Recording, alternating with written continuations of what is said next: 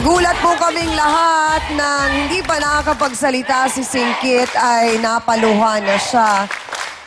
Kaya mo bang ikwento sa amin kung paano nagsimula ang relasyon ninyo ni Manilyn?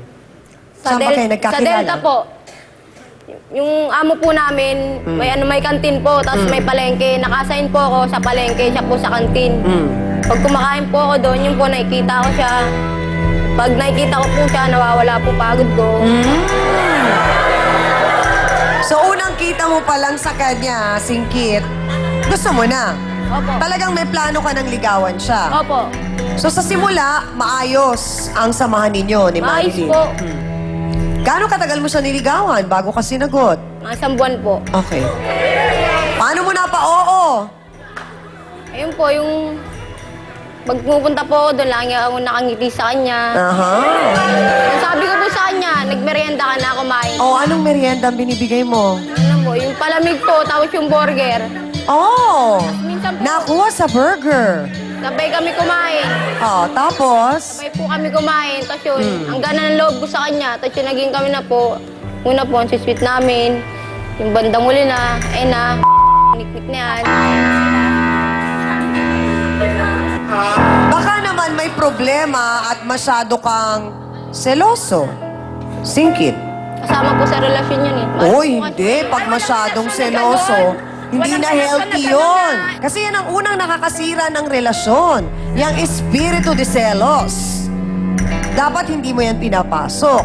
Baka naman sobrang nasasakal. Paano hindi nasasakal? Ayaw mo siyang may kausap siyang ibang tao, ni Oh. kapitbahay. Gusto mo, pag wala ako, diyan ka na sa loob ng bahay. Hindi ka pwedeng lumabas. Paano niya makikilala si Niknik kung totoong pinagbabawalan siya lumabas? Kung sa bagay.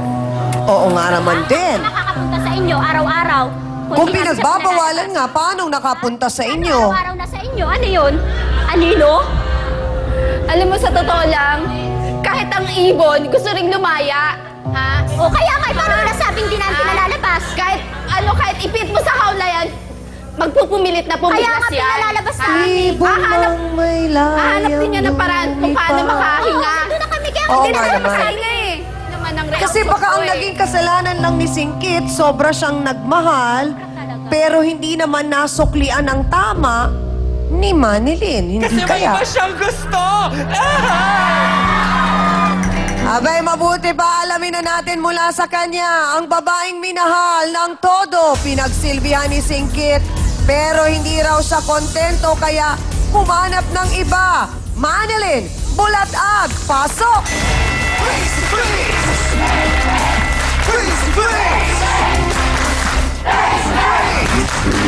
Sandali lang! Nako! Maganda nga! Ang pangit ang nawali mo! Silusa ka kasi! Pag-alamira ka eh! Paano Hindi kami pakialaman mo! Tama ba yung ginagawa mo?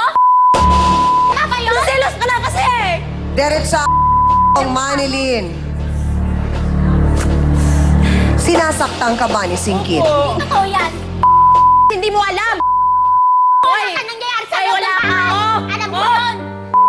Tingnan mo nga ginawa mo sa mukha niya, lahat ng galos Alam siya mo, sa mo. galing! Oh, saan ang galing mga galos niya? Sa'yo ah! Bakit ang sabi ni Manilyn, okay ang naging samahan ninyo nung una? Opo, kasi po mabait po siya eh, una eh. Tapos mga ilang buwan na po, pangit na po ugali na napakasilosa po niya eh, maigpit po siya eh. Lagi ka daw may kateks. Minsan po, kasi yung ano ko po, pinsan ko po sa amin, tapos yung ano ko po, manahimik ka. Tapos yung ano ko po, Pinsan mo? Pinsan mo? Talaga? tapos yung kapatid ko po mag-text sa akin po, kaya po. So anong madalas yung pag-awayan ni Singkit? Yung ano po, Tichang, yung ano po, yung mag-text po kung sino Pinagbabawalan ka ba niya makipag-usap sa iba? Opo, Lumabas ng bahay? opo. Sinungan. So paano mo nakilala si Abigail? Ano po, doon kasi malapit lang kasi bahay namin doon eh. Oh, ay kung pinagbabawalan kang lumabas, Minsan po. paano ka kahit nakalabas? bawal po niya ako.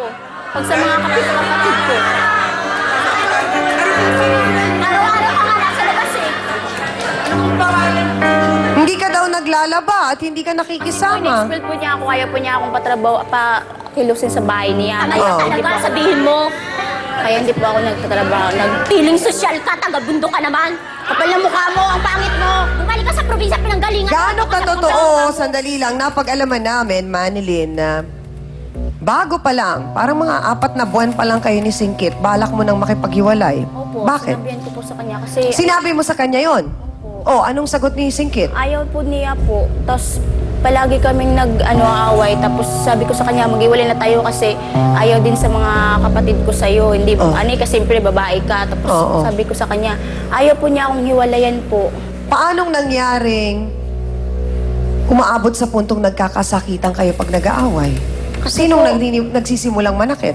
Kaming dalawa, siyempre po, siya po, nagsiselos po siya pag may magte-text sa akin. Yan naman Oo. palagi ng Kakalmutin pag-awayan niyo na namin. agad. Tatanungin Okay. pa lang siya, nangangalmutan, parang pusa. Ikaw ba naman, kakalmutin ka kung wala ka rin ginawa? Anong pinakagrabing ginawa sa'yo ni Sabi, Singkit? kilala mo, Nakailamera hindi ako ka. marunong manakit. Yung dito po, sinuntok niya ako dito. Mm. Tapos dito, sinabunutan niya ako.